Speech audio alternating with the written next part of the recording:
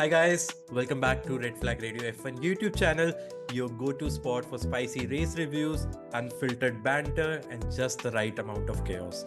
Today we are diving into everything that went down at the Saudi Arabian Grand Prix. First things first, we're gonna put up the standings as usual, and you can feel free to pause the video there to have a look at the standings. Verstappen fans, you can feel free to leave the video because I'm sure you're not happy at all that he started from pole and did not finish first. Fiery start straight away. Yeah, I mean, he looked very disappointed, right? He did not participate in the champagne showers. He was not talking to Leclerc or Oscar in the cool down room. He's just a bit of an overreaction on the penalty, maybe. We'll talk about it. We'll definitely talk about it. As you saw the race results, here are the standings as well for the drivers and constructors. But the best part is we have a new championship leader at the moment. So let's start with Mr. Calm himself, Oscar Piastri. What a drive. I mean, he didn't even need to be flashy, just sat behind Max Verstappen, waited, and the moment Max had to pit, guess what? He was at P1 and got that position. He didn't made any mistake and game over. Oscar Piastri won his third race of the season. Yeah, and that puts him as of last race, he was leading in terms of the most laps led this season compared to Lando. And now that statistic is already powerful enough for him. But yeah, as you said, he's now the championship leader. And not only that, the gap between Max and Lando is very little, while Oscar has started to pull out in front. And man, what can we say? Every race it feels like Oscar is just saying fuck your championship, Lando. Exactly, man. Imagine the scenes if he was driving that Alpine car instead of McLaren. That one tweet, but credit where it's due, he's on par with Lando on career wins as well. Both have 5 wins. It's a huge statement. Absolutely. And I think if at all at the end of this season Oscar manages to win a championship or drivers championship, even though Lando has been with McLaren for this long, either Lando will himself or he'll Oscar. Like one McLaren driver is dying at the end of this season for sure. And that's the point right now, because both drivers are very supportive towards each other, but there's that one moment where something goes wrong and both collide with each other. We will see that internal drama we are seeing. We are almost at that stage, and both know that they have to perform at that level. Piastri is doing whatever is needed. He's the only driver who has won more than once in this season, so he has that momentum. And Lando, I don't know, we'll talk about Lando in a bit, but unbelievable drive from Piastri, man. Like, no mistakes, managed the tires well. He was pretty calm when he saw that Verstappen overtook him. He knew that penalty will be there. And after that pit stop from Verstappen, because he had to serve that 5-second penalty, he was just in a league of his own. Verstappen had that pace, but he couldn't overtake him. And he knew that. And he had that trust in his car that McLaren will stay ahead. And that was the case. So he's becoming the driver everyone else has to beat right now. Like, he was the one who was chasing Lando, but now he's the one who will be chased by every other driver now. Yeah, and so it will be an interesting case. Absolutely, and you're quite right. We are for sure going to get a repeat telecast of Senna versus Prost this year, and I think Lando might be the driver to kamikaze Oscar into the barriers going into turn 1 at some race. That will, spice up all the Netflix scripts and everything. That this is what we needed. 2 good boys, as per the Netflix or Drive to Survive fanboys or fangirls say, that they are, very calm personalities, very joyful mood, not like Max Verstappen. So that will definitely spice it up, but it's too soon to say that. We are close, but I don't think that's happening anytime soon. But so far, Piastri is doing whatever is needed. Absolutely. And moving on from one driver to another, Max Verstappen. I mean, on Saturday, I said that he will get that pole position, and it was a perfect lap. We, like how we always say is Max Verstappen gives like 200%, and he gave. So he got the pole position.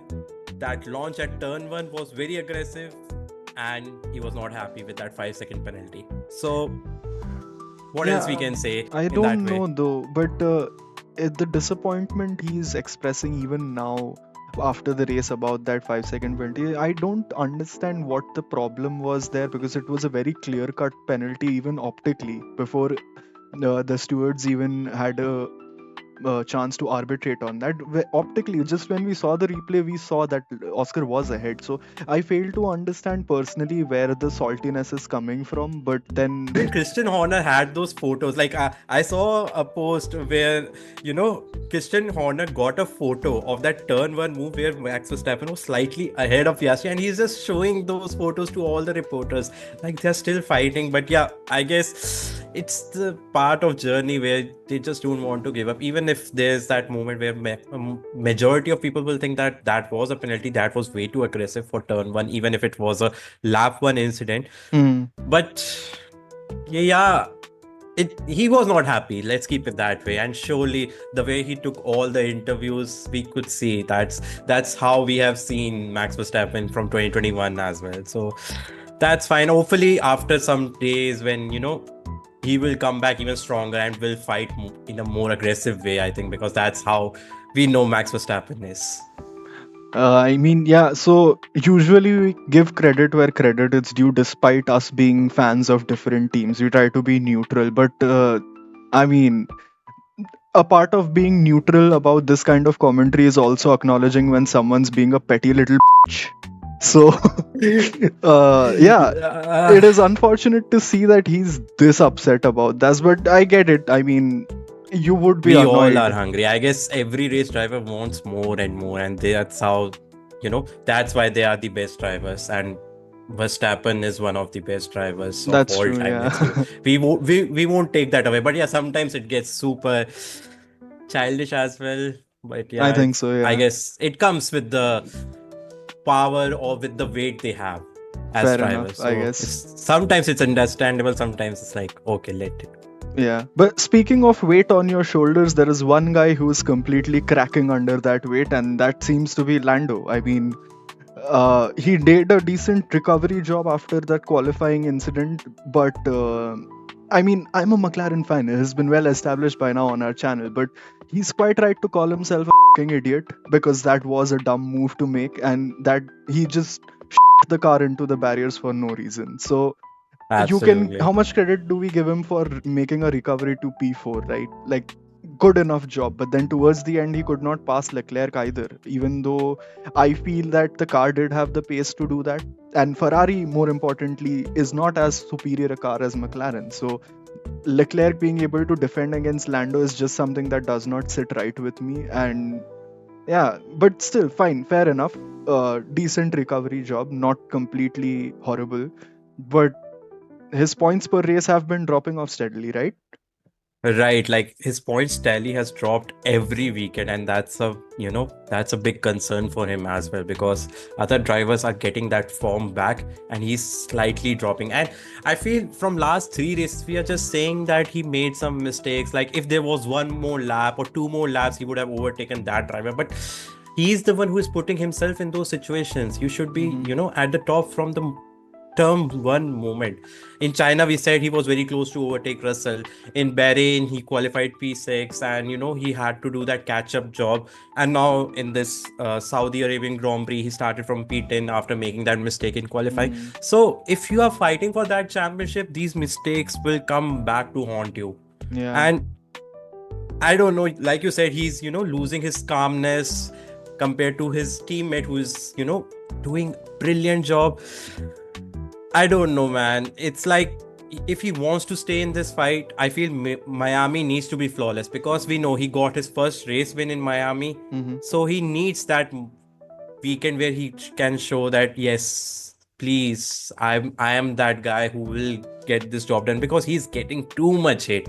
And I feel he's the reason why he's getting that hate because historically he has been that driver saying that Mercedes have that car who needs to just fight with two drivers and saying all the stuff to spice it up. And now he has that opportunity to show that this is the car. No one can say that McLaren is not the fastest car right now.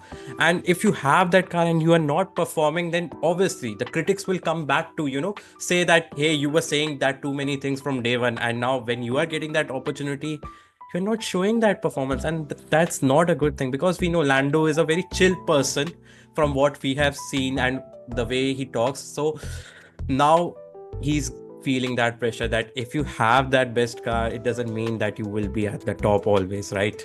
So let's see how he will come back, but he needs a much better weekend straight away.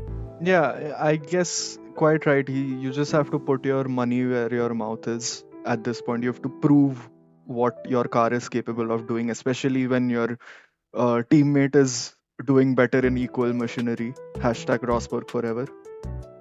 But Hi Rosberg, if you're watching.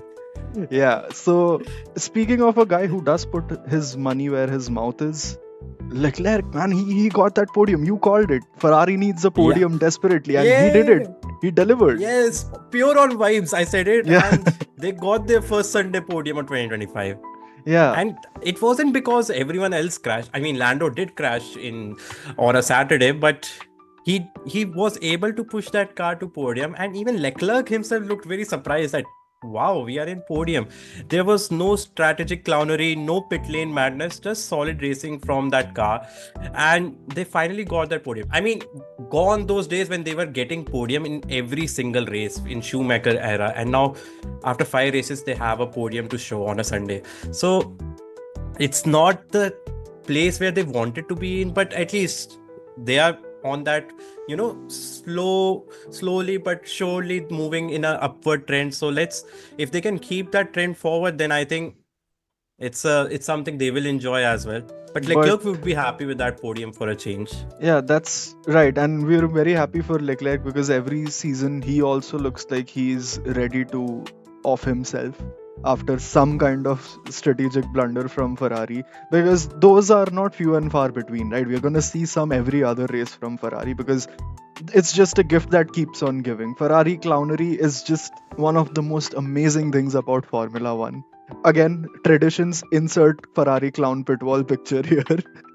I think we can skip it for today because Fair they enough. they, they didn't make any mistakes. So we will save that image because we know we will get more moments, I feel. Yeah, but then the other Ferrari driver definitely didn't do as much as a bang up job that we expect him to do. And I think I don't want to, sort of go out and say this right at the onset of a season when we're only barely through the first part of it as well. But it just looks like he's not getting it, man. Apart from that one win on the sprint, Lewis just doesn't look like he has got any sort of comfort with the car. And I mean, what do you even say about that? Like every race, we can't keep making excuses for him, right? Like, oh, first race is Ferrari, he's learning the car. Oh, this happened, that happened, weather, whatever. Getting used to the lesson. Itna environment kitna and bole radio uske liye? calls. Yeah. Yeah, so Hamilton getting P7, like it's not a good sign for a 7-time world champion as well.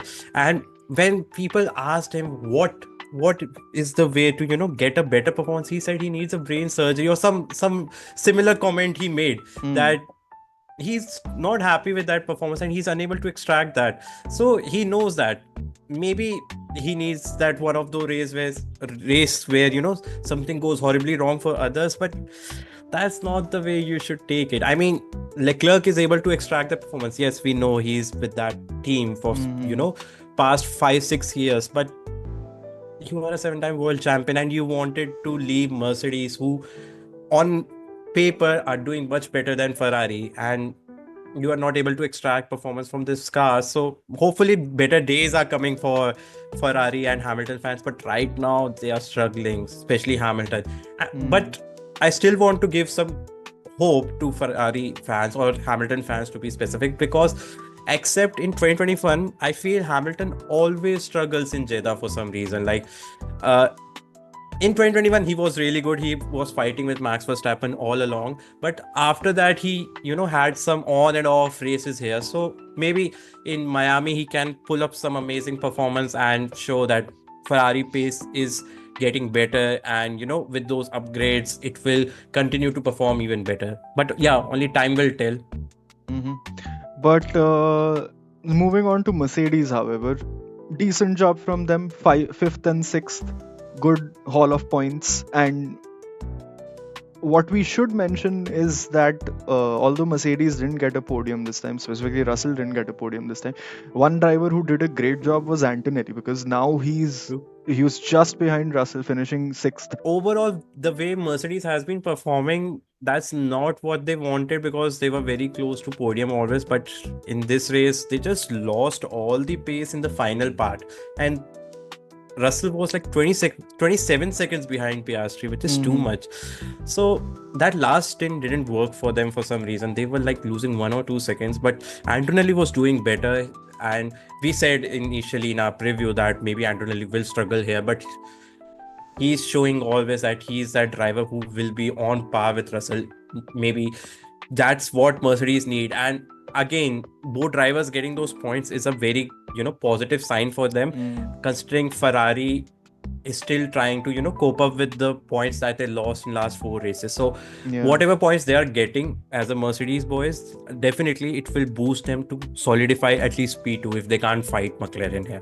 So decent haul of points, 18 points in total. So not bad at all. Maybe in Miami they can do better. Exactly. And another group of drivers that scored a double point, Mercedes engines as well. So Williams, Sainz's points finally, and him doing after China. Yeah, Sainz finally showing that he's able to do this on his own, and also pulling out the same trick out of the bag that he did in Singapore, giving Albon DRS to sort of take both of them to the points finish. There's a brilliant thing from him to do, and it's great to see that he's starting to feel the car and he's starting to feel the groove at Williams. And amazing drive from both of them. Right, absolutely. Like teamwork, dreamwork. Not flashy in any ways, but this is exactly how a midfield team punches above its weight. Let's keep it that way, because we know those top 4 teams will occupy 7 or 8 spots if something doesn't go wrong for them. So getting both drivers in points was, a much better performance for them, being the best of the rest.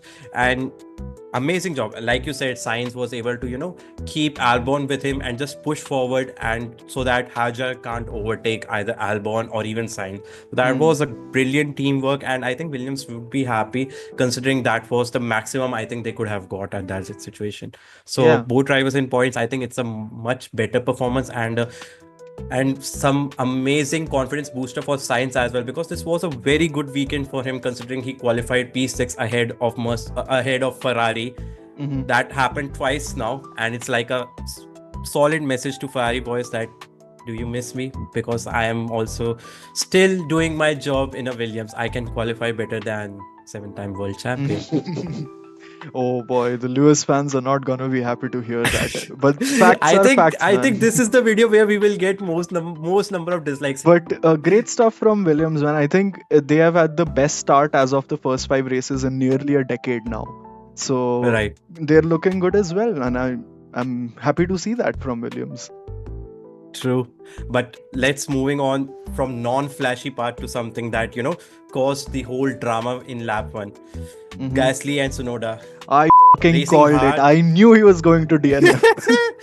I said Tsunoda will finish in top 5, man. I was surprised, and at the moment he crashed, I was like, I will punch myself for saying that Tsunoda will finish in points. But man, to your credit, he did have a decent qualifying session, but I had this deepest gut feeling that he's gonna the car into going into turn 1, and lo and behold, he delivered. Right, but the old teammates who are good friends turned some crash mates now, because points were on the table for both drivers in this race, but both end up with nothing. Classic heartbreak.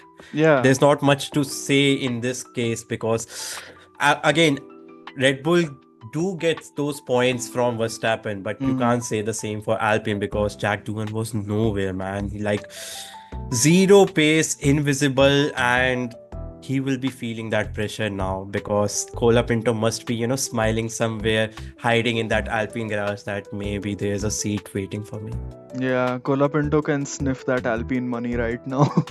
But I think more than anything, I think more than anything, I just feel bad for Gasly because he's been doing an excellent job so far this season, and I just felt I did feel bad for Yuki as well because he was the only driver who was doing something at Red Bull as a teammate to Max. Right.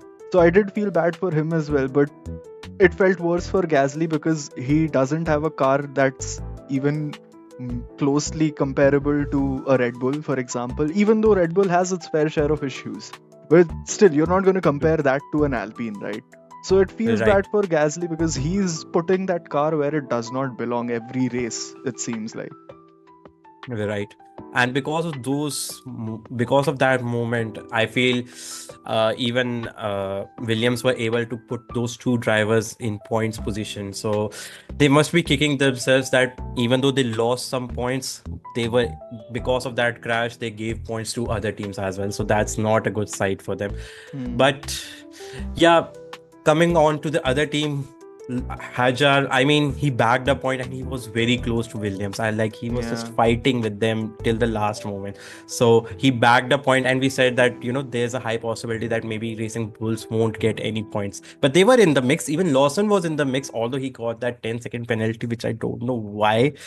That was too harsh, I feel. Yeah, But yeah. True. FIA makes those decisions which no one can understand, and there's no consistency. I think if we talk about that, there will be a big long video that we can prepare for future, Yeah. where we can just talk about the inconsistency of all the penalties, and it can be a 24-hour long window. So we won't talk about that, but I feel it's not bad for a car that's not expected to be anywhere near the top 10. That's how I saw on Friday. Yeah, and again, Hajar has also scored points in two or three races so far this season, which is a great job from him. And after his very, very heartbreaking start in Australia, he's sort of doing his job. He's doing what needs to be done with the car he has. But as you said, it just feels like the F1 and racing gods are trying to just beat Lawson somehow because every race it feels like something unfortunate happens with him. He's just getting for no reason every race.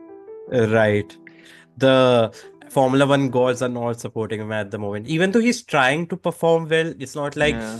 he's not doing well for Racing Bulls. It's just that wrong place, wrong time in majority of the cases. But hopefully he can extract more performance. He's at least on par with Hadjar in a way. So in a way, Racing Bulls would be happy that at least there's not a huge gap which we were seeing in Red Bull side when he was driving for Red Bull. So I feel lost that switch is definitely helping Red Bull as well as Lawson, and in a way Tsunoda as well, because he's able to extract the performance, although there are some external factors that is happening. So we can ignore that part, but I think this is a positive change for both parties at the moment. But Yeah. again, too soon to say. It's just 5 races as a whole that we have seen so far. Yeah. But then let's move on to another team that you're going to enjoy talking about whilst a little bit of an arrow goes through your heart. But a great stint from Stroll, yeah? First stint, he did a great job.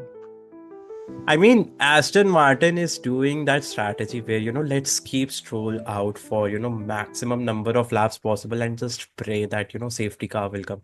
That's the story from last 2-3 races. When we have no pace, we just have to pray like something really bad happens at front, because Aston Martin is at the back. So obviously, if something goes wrong at front, definitely there will be 1 or 2 places up for grab for us. But another week, another almost for Aston, because Alonso was P11. He could sniff those points, but almost again, and Alonso again with 0 points. And yeah, for Stroll, as I said, we waited for a safety car that never showed up. I mean, he is doing everything whatever is possible, and same goes for Alonso. But we know those two drivers who crashed were ahead of both cars. So on a reality, Alonso would have gotten P13 or P14. But I guess there's not much to say. I can't sugarcoat it and can't say anything that's not where we should be. Like, if we are still fighting in a way in that midfield with midfield battle with only 10 points that Stroll got us, there are some big problems that we have to take care of. Yeah, but with all due respect to you and your favorite team, though, I think if the last few seasons are any proof, I think Aston Martin is just glad that Stroll is not the reason that there is a safety car. Because, oh Imagine the boy, we could put scenes. a 24-hour compilation of him crashing. Goddamn. I will be the first person to dislike that video because he's my driver. Oh, that's Disgusting! it's a very Because bad place he's to put driving your for my money. team, man. I have to show that support in a way. Fair enough, but yeah, I think just out of spite now, I'll insert a compilation of him crashing in stupid ways here. Can you stay out on this condition? Can you stay out? Yes!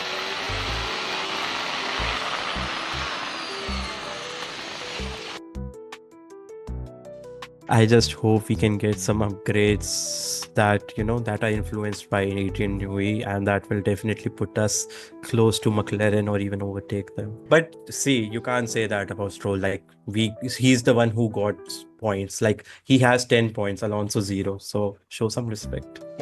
Fair enough. I guess I'll concede this one, but let's see at the end of the season how this goes. I feel like, at the end of the season, the story will remain same. Stroll on 10 points and also on 0 because we are not seeing us going forward. That's the harsh reality at the moment, bro. Like, there's not much we can say. It's You're laughing, but I can see the tears inside. Smiling with too much pain inside of me. Yeah. I think it's better to move to the next segment because there are some other teams that we should cover as well, like Haas and Sauber. Someone who's more miserable than you guys, perhaps. In this race, in this race, yeah.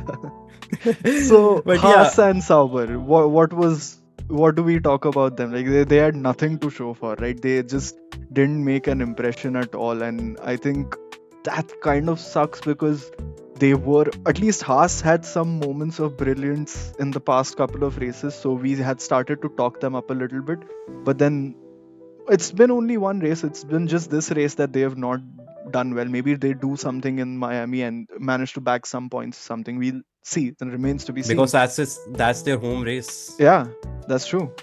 So, but yeah, I mean, look, when you know from Friday that points are a prayer and you are just hoping for chaos, and that chaos never came. I guess Haas and Sauber stayed right where they were, like nowhere. So no points to show, and we knew that was happening. The only spicy moment I can think of is or I should say Bortoleto almost crashing to Alonso, and everyone was just making a meme of it that that's your manager in a way. And and they both go, like, use the same flight and they both go together, so that's not the message you want to send to your manager, right? Like on some occasions you may want to send a message to your manager, but not that way, right? Yeah, I mean, Alonso is Bortoleto's mentor, and do you think that after the race, the first interaction Alonso and Bortoleto had started with Alonso saying "Sun sun idhar sun wale"? He just said "boah." And that reminded me of Kimi Raikkonen. But yeah, that was the only spicy moment I can think of when it comes to Sauber or even Haas, except the swap the position for both the teams, which, if you just swap both drivers for P15, P16, I don't think any of them were that interested. Money move. Absolutely necessary. That was basically winning the championship right there. Exactly. So, but ठीक है, होता है, जाने देते हैं. So I guess that's about it for Jeddah, right? It was an entertaining race at least, and we had a lot of fun looking at all these battles, looking at all these squabbles between the drivers, and yeah, I guess let's just see how this. We're gonna get a break now for a week, and then we're headed for a sprint weekend at Miami, and I think that's going to have some spice as well, because I think Miami is a track that, with the current state of this season, with the grid being so bunched up together and a Williams trying to up a Ferrari, I think it's going to be very funny to watch that race as well. And yeah, I guess we just hope for an entertaining race at Miami, entertaining couple of races at Miami, right? True. I mean, triple headers done and dusted. Everyone take a breath now because we have got a week off. I guess as a Formula 1 fan, we also needed some time off in a way to, connect to our families and friends. Like, hey, we are back. I don't think I have friends, but good for you that you have some other friends. I'm talking about other people. I'm Oh, not okay, talking fair about enough. us. They may have some friends, right? And if you have some friends, please talk about this channel as well. Tell them to like, subscribe, and ring the bell icon, because if you tell your friends, they will tell their friends, and so on, and we will grow, and we will, be a big family together, and then we will come and talk to you guys. But yeah, talking about this race, and moving forward, we have Miami, and like you said, it's a sprint weekend, which means double the drama. So I think I'm excited, very very interested to see how Lando will perform, how Max Verstappen will come back. So too many storylines to think about, and how Piastri will hold his ground and show that he's now the new leader. Yeah, And and that will be an interesting thing. Miami was the place where Lando won last year, and that was his first win, and that's where this whole saga about McLaren having a great car and their dominance sort of started. Again, too soon to call it a dominance. This season they do have a dominant car, but then I'm already bored of this dominance. as opposed to the Red Bull dominance and the Mercedes dominance I era. was bored of that dominance as Y'all, well. I need some okay. Stroll dominance. I don't think you have the facilities for that, big man. Don't hold your breath, man. I don't think that's coming anytime soon. But Right. yeah, let's see how this goes. Maybe Lando does win and bring the momentum back to himself, since this is a track that he is historically comfortable at, and he does tend to extract that performance. So maybe this is the place where he can again equalize with Oscar, and then this back and forth keeps going till hopefully Abu Dhabi, because we want a tight race, right? We want a tight fight till the Absolutely. very end. Absolutely. We hope every driver is able to fight for that win.